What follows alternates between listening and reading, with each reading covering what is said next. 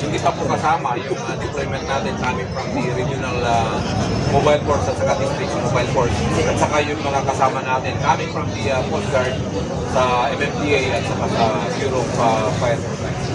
How many are we expecting, sir? Gaano karami pa ina-expect po natin pag sinama-sama na ho yung mga yun?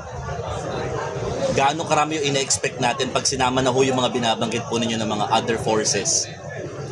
Ano po yung number ng deployment? Opo, deployment. Yung deployment po natin dito lang po sa North Cemetery ay aabot po tayo ng halos 500 po.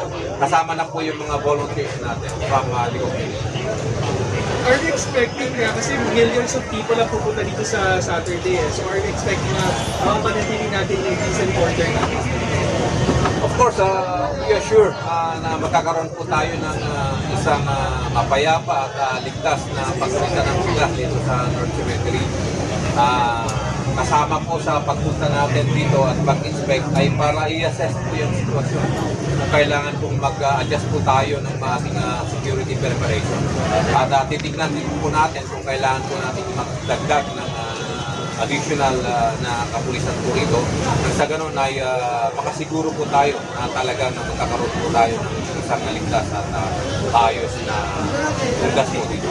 Sir, meron lang po bang na-report na mga